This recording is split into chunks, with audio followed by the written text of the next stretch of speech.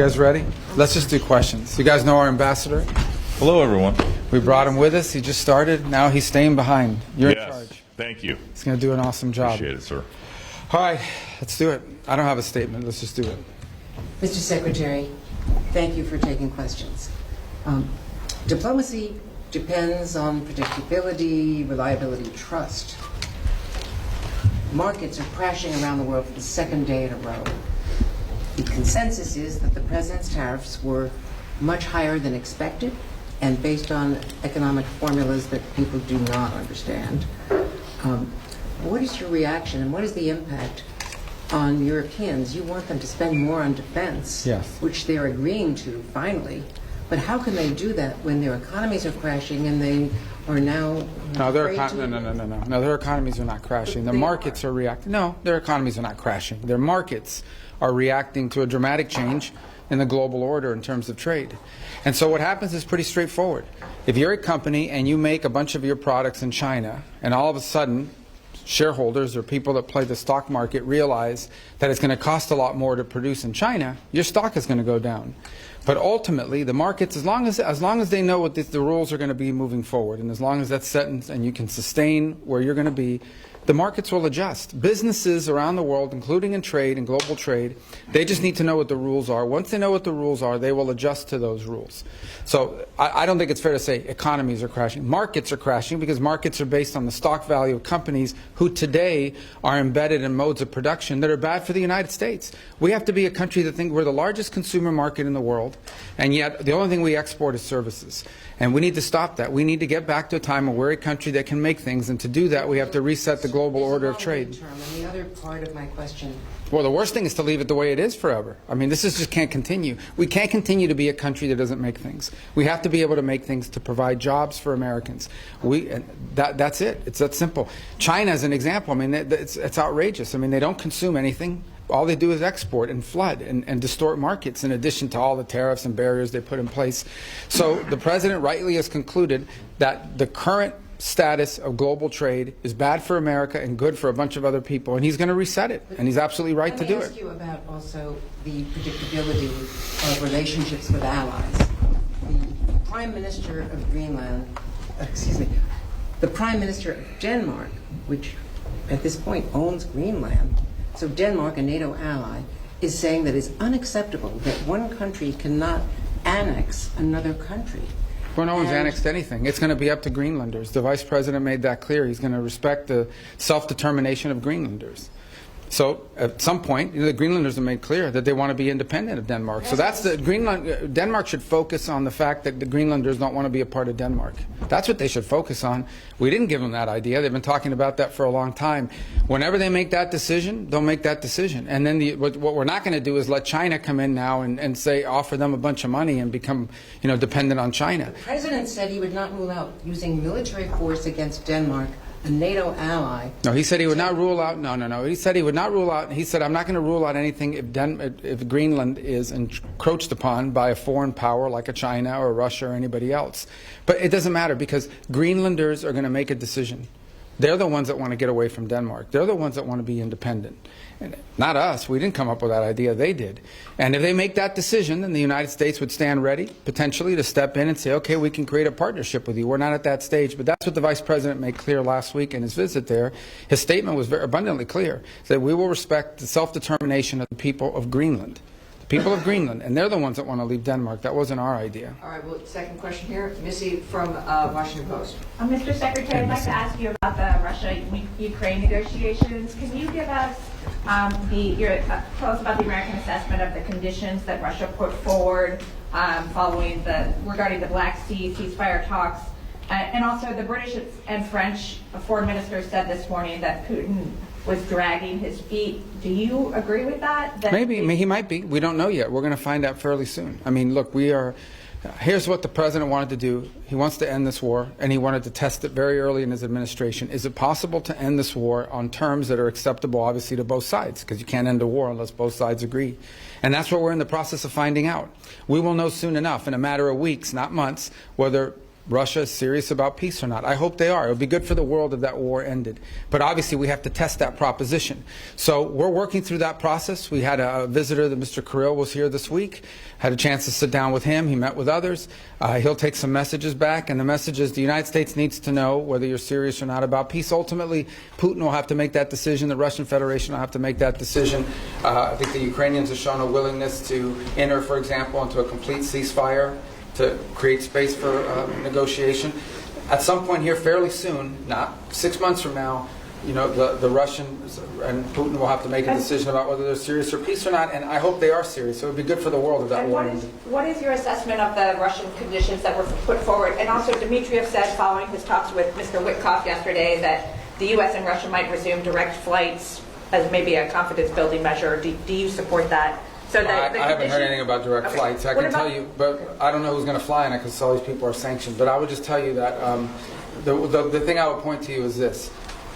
We're going to wait and see. The Russians know our position in terms of wanting to end the war, and we will know from their answers very soon whether they are serious about proceeding with real peace or whether this is a delay tactic. It's a delay tactic. The president's not interested in that.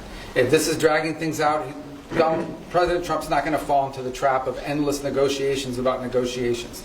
We will know soon enough whether or not Russia's serious about peace. If they are, that'll be great. Then we can move towards peace. If they're not, then we'll have to reevaluate where we stand and what we do moving forward about it. But we'll be in no different a position than we are today, or we were when he took office. He wanted to know early in his administration, is peace possible? We're testing to see if the Russians are interested in peace. Their actions, not their words, their actions will determine whether they're serious or not. And we intend to find that out sooner rather than later. And what about their conditions? Which conditions? They put forward additional conditions after you guys had the Black Sea ceasefire. Yeah, so again, I mean, this is part of the back and forth of these sorts of things. I've had phone calls with foreign leaders, and then I read the readout, and it's like, oh, we said, no, you never, they came, they said something to me they never said. I guess that's part of the game in this place or whatever. But look, bottom line is, to me, at the end of the day, what's going to matter here is whether we're going to move towards peace or not. If peace is real, we will know soon enough. If they're not interested in peace, we will know soon enough. And we'll make decisions on the basis. I hope they are real. There are some promising signs, there are some troubling signs. It's not going to be easy. No one ever said this would be easy. But we're going to find out sooner rather than later. And let's just say I'm hopeful. I remain hopeful. I need to be hopeful that peace is possible and that the Russians are serious about peace. We want them to be serious about peace. And hopefully they are, but we'll know sooner rather than later. Daphne Reuters. Hi, sorry, I'm back here. Your last name's Reuters? Oh, that's pretty cool, isn't it? Go ahead. On the 5% defense spending target, have you received pushback to this idea while you've been here this week? And you mentioned yesterday up to 5% was your language. What do you mean by up to 5%? Well, I said up to a path up, getting up to 5% at some point. I'm not saying overnight, but to get to that point. We think that's what NATO allies need to be spending for NATO to face the threats that it itself has identified and articulated. Here's the good news. The good news is everyone generally, with a couple exceptions, are spending more on defense today than they were 3, 4, 5 years ago. That's positive. That trend needs to continue. So the trend lines are good, but they need to continue. But this is not about spending. Okay, this is not about money necessarily. This is about capability. In order for NATO to be stronger, it needs partners that are stronger. Okay, the United States commits a lot to NATO and continues to. We are as involved in NATO today as we have ever been. And we intend to continue to be. But it has to be a real alliance. And that means that our alliance partners have to increase their own capabilities. So hopefully two things have led to that. The first is the war in Ukraine, I think, has woken up a lot of people on the continent about real threats and real war. And the other is, I think, the pressure and the statements of President Trump that have been pretty consistent about increasing their spending. So this whole trajectory of more defense spending began, I believe, back in 2017, 2018, under President Trump's first term. We want that trend to continue. And we're hoping when the leaders meet in The Hague that there'll be further and firmer commitments in that direction. I think it's beneficial to the alliance. The stronger our partners in NATO are, the more capable our partners in NATO are, the stronger NATO is. And everybody should be in favor of that. And sorry, just to follow up, so will you try and get the official target as 5% rather than 2%? And will the U.S. commit to 5%? Sure, we're heading there now. I mean, we're going to have to spend more on national security because we have a global footprint. And that's the point that I think has been made and missed in a lot of places. Okay, the United States has Indo-Pacific alliance obligations as well that we've made. We are currently involved in opening up the Red Sea so that global shipping for everyone, including our European partners, can become possible again. We're engaged in counter-drug and counter-gang interdictions in the Western Hemisphere. There's obviously all sorts of issues going on in different parts of the world, including we're concerned about a resurgence of terrorist cells, whether it's in Africa or in the Middle East. So the U.S. has these global obligations, and we have China that's undergoing the largest, most expansive peacetime military expansion in history. So we need to confront all of these things, and we're engaged in all of those things. So we're going to have to increase defense spending in our country.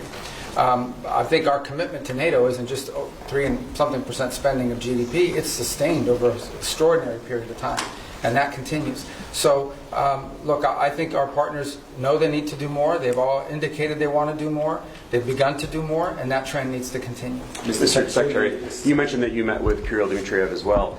In order to stop them from dragging their feet and dragging this on, is there anything that you said, perhaps not threats, but is there anything that you said you wanted to see concretely from the Russian side in order to peace?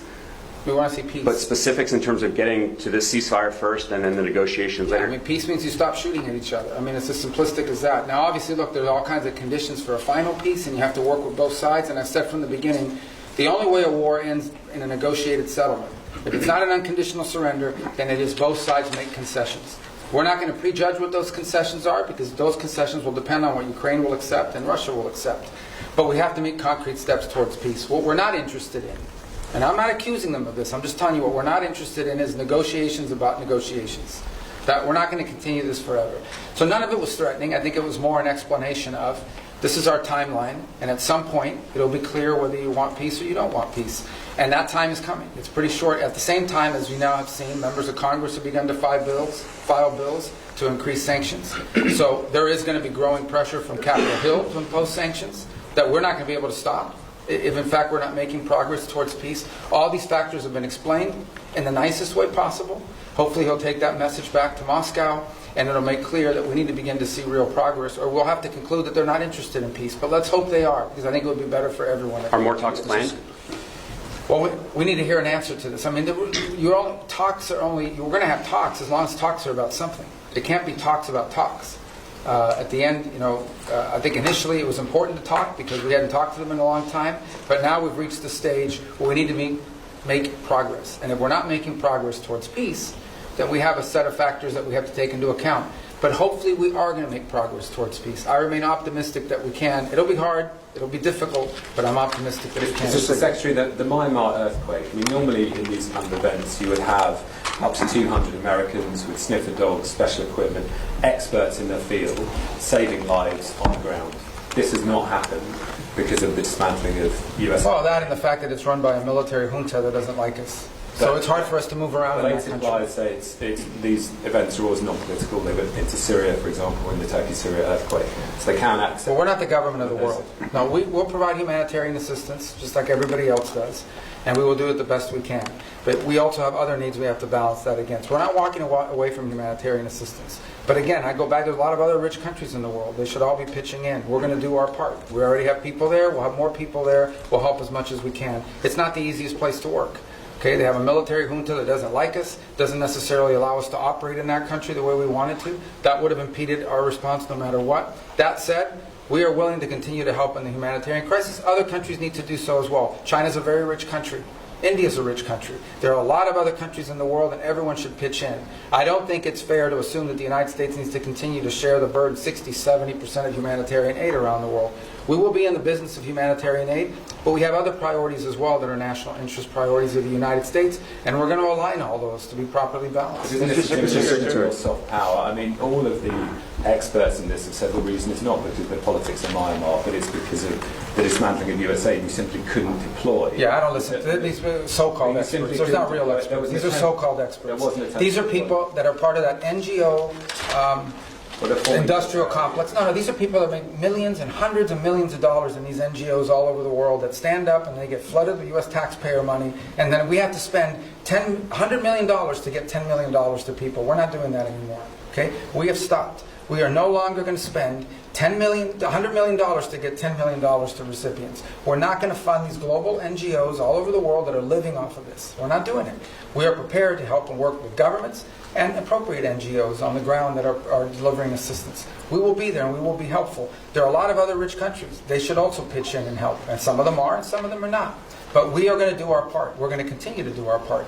But it's going to be balanced with all of the other interests we have as a country. We are not a nation. We are the richest country in the world, but our resources are not unlimited. They are not unlimited. And we have a massive national debt, and we have many other priorities as well. And it's time to recalibrate all of that. So we'll be there. We'll be helpful as much as we can. We've got other things we have to take care of as well. But we care deeply about what's happened there. Mr. We wish we had a more Secretary, cooperative government. Mr. Secretary, the Middle East was part of your discussion here in NATO, especially that did you find support from members toward your policy of airstrikes and Houthis and your maximum pressure policy toward Iran? Yeah, I mean, on the Houthis, everybody wants to get their ships through the Red Sea. We're the only ones doing anything about it, but everyone wants to, get their ships through there. As I said, we've done the world a great favor by taking on this band of criminals who have, unfortunately, sophisticated weaponry that they can use to, they've attacked, 150, 160 merchant vessels. 174 times they've attacked the United States Navy. So I think the world should be grateful to the United States for being involved in this and doing this. Everyone thanks us for it. I understand these nations have limited capabilities, despite being very rich countries. Nobody else can project power there and do this. But that said, we think that mission is going to bear fruit, and it's necessary. We can't have a band of criminals controlling that. In the case of Iran, I don't know of any country in the world that's excited about Iran ever having a nuclear weapons capability. Some are more forceful about it than others. We've had talks about that. As you know, the president would like to figure out what's going to happen there. But he's also made it clear that there's not going to be a nuclear-armed Iran. That's not going to happen under his watch.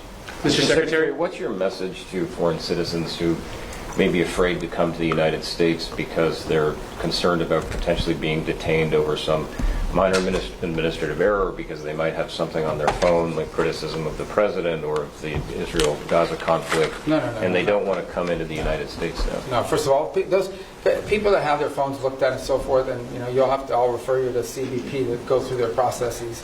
But generally, it's people that have been flagged coming in for a reason. I would say that if you're not coming to the United States to join a Hamas protest or to come here and tell us about how right Hamas is, or to tell us about, stir up conflict on our campuses and create riots in our street and vandalize our universities, then you have nothing to worry about. But thousands and thousands of people come into the U.S. every single day to conduct business, to travel, to do all sorts, to visit relatives. It happens every day. It's very commonplace, and nobody has a problem. I mean, if you're coming here to create problems, you're probably going to have a problem, and I think that's a good thing. If you're coming here to create problems, not here in the United States, you're probably going to have a problem. Yeah, but we're not going to continue to be stupid enough to let people into our country who are coming here to tear things up. Not going to happen. Mr. Secretary, have the Russians done anything concrete to make you encouraged that they are truly interested in peace? And when you talk about timeline, I know you're not going to give a specific timeline, but are you talking weeks or are you talking months? I think we're talking weeks, probably. Yeah. I mean, there's a lot that has to happen here in the next few weeks in order for this to be real. In terms of concrete, I think they've agreed to certain things. I mean, I think their things are not striking now that they were before. Obviously, both sides claim that the ceasefire is being violated, as typical of ceasefires like this. But that said, not concrete in terms of are we closer to peace? We're closer to peace simply because we're talking to both sides, but we're not closer to peace because we have a deal on our hands to end this conflict. But we're going to know soon enough. That's my point I make everybody. People come, oh, well, Putin, you can't trust him. It's not about trusting Putin. It's not about trusting anybody. This is about actions. If you're interested in peace, you stop fighting. And you lay out the conditions by which you're willing to end a war. And they have to be reasonable conditions, right? Not crazy stuff. If you're interested in peace, that's what you do. If you're not interested in peace, then you sort of drag it out and you come up with excuses and you pull, and we know that, and we're not going to get pulled into that. But let's hope it doesn't come to that. Let's hope it, let's be optimistic that that's not the direction we're going. We're prepared if it is, but let's hope that we're not heading in the direction of this is just a delay tactic. All right, one more and then we wrap up. Don't you guys want to go home, the ones that can't? Your allies here and also Ukraine, they believe that Russia is actually preparing to launch another campaign, a military campaign, as soon as the winter season ends. Do you have any reason to doubt that? That they're going to do what, I'm sorry? The Russians they are preparing to start another military campaign. Well, then we'll know they're not interested in peace. And at this very moment, they're targeting energy sites. Can I get a reaction to that? Targeting what? I'm sorry? Energy sites in Ukraine. Well, again, I get it. Then that means they're violating the ceasefire. That's not a good sign, But I think that would tell you this: that ultimately, this is a war right now. Things are going to be blowing up in Ukraine and inside of Russia because there's still a war going on. That's what we're trying to end. Okay, if we have a true ceasefire, which is what we wanted, a complete ceasefire, nothing should be blowing up. But the Russians didn't agree to that. They wanted a partial. And then obviously when you get into these partials, it's one of the reasons why we didn't push for a partial. We'll take it because it's better than nothing. But one of the reasons why we didn't push for a partial, because there's always disputes about what are you hitting and what you're not hitting. But in the end, this is still a war. And we want it to stop. The fact that religious sites are being hit, or energy sites are being hit, or civilian sites are being hit, that's why war is a bad thing. And that's why the president wants to end it. As far as them conducting another campaign, well, then that'll be a very clear sign. Right? If all of a sudden we wake up tomorrow and the Russians are launching a massive offensive, then I think that's a pretty clear sign they're not interested in peace. That hasn't happened yet. Let's hope it doesn't happen. We want to know whether they want to do peace or not. And if they do, then there's a way there, and we're willing to help. If they're not, then it's good to know early, so we can adjust our policies accordingly. All right, everybody. All right. Thank you so much. Thank you, guys. Thank you.